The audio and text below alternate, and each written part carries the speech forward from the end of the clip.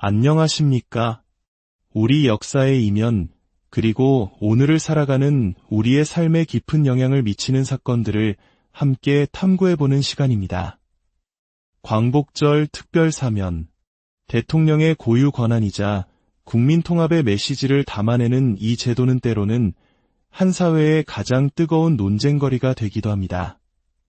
특히 지난 광복절에 단행된 특별사면은 그 명단을 두고 대한민국 전체가 큰 충격과 논란에 휩싸였습니다. 지지율 하락까지 감수하면서 내려진 이 결정. 과연 그 이면에는 어떤 정치적 계산이 숨어 있었던 것일까요? 오늘 우리는 이 미스터리한 사면 결정의 가장 깊은 곳, 그 핵심을 파헤쳐보고자 합니다. 이 복잡한 진실의 실타래를 함께 풀어가기 위해 잠시 시간을 내어 구독과 좋아요를 눌러주시면 저희에게 큰 힘이 됩니다. 여러분의 작은 관심이 진실을 밝히는 큰 등불이 됨을 약속드립니다. 표면적으로 이번 사면의 논란 중심에는 두 인물이 있었습니다. 바로 입시 비리 혐의로 유죄 판결을 받은 조국 전 법무부 장관과 일본군 위안부 피해 할머니들을 위한 후원금을 유용한 혐의를 받은 윤미향 의원입니다. 국민 다수가 납득하기 어려운 이들의 사면은 곧바로 정권과 특정 정당의 지지율 급락으로 이어졌습니다. 많은 이들이 의아해했습니다. 왜 이런 정치적 자충수로 보이는 결정을 내렸을까? 하지만 일부 정치 분석가들은 이 결정이 단순한 실수가 아니라고 말합니다. 그들의 시선은 조국과 윤미향, 그 너머에 있는 또 다른 한 사람에게 향하고 있습니다. 바로 이재명 더불어민주당 대표의 실과 바늘과도 같은 존재, 이화영 전 경기도 평화부지사입니다. 이화영 전 부지사는 현재 대북 송금 의혹의 핵심 인물로 구속 수감 중입니다. 이 사건은 이재명 대표의 정치적 미래에 가장 큰 위협으로 꼽히는 사건이기도 합니다. 이 대표와 이 전 부지사는 단순한 동료 관계를 넘어 서로의 가장 깊은 비밀을 공유한 끊으려야 끊을 수 없는 관계라고 알려져 있습니다. 여기서부터 하나의 거대한 시나리오가 그려집니다. 바로 조국과 윤미향의 사면은 최종 목표인 이화영을 구출하기 위한 거대한 계획의 첫 단계, 즉 밑밥 깔기였다는 분석입니다. 생각해 보십시오. 굳게 닫힌 교도소 안, 에어컨도 없는 무더위 속에서 하루가 10년처럼 느껴질 이화영 전 부지사의 심정은 어떨까요? 바깥 세상에서 여전히 막강한 권력을 누리고 있는 정치적 동반자를 향해 그는 어떤 생각을 하고 있을까요? 나를 이대로 버려둘 셈인가? 만약 나를 꺼내주지 않는다면 내가 알고 있는 모든 것을 세상에 알리겠다.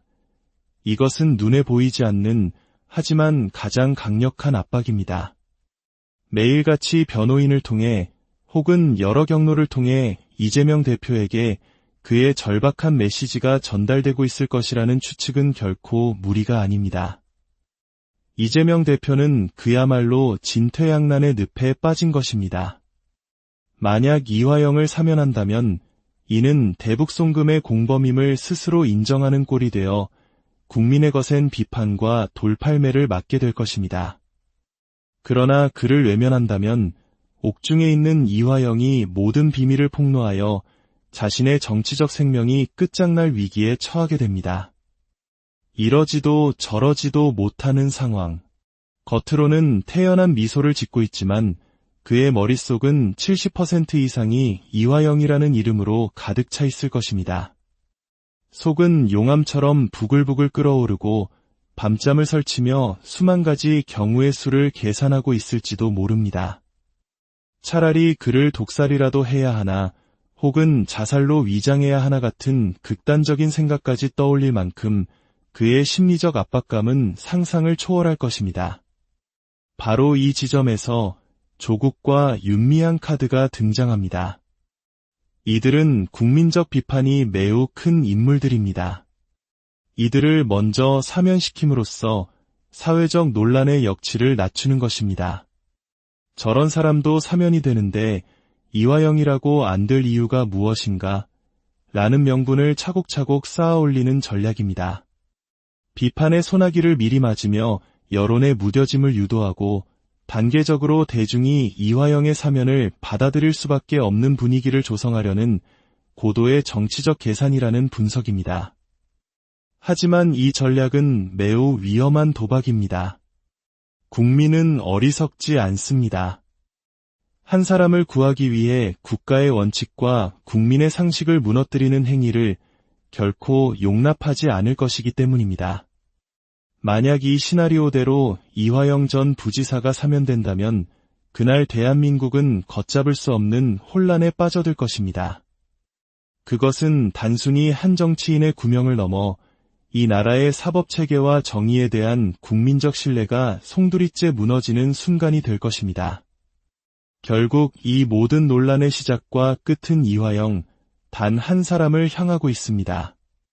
한 정치인의 미래가 굳게 닫힌 감옥문 안에 갇힌 한 남자의 입에 달려있는 이 기묘한 상황.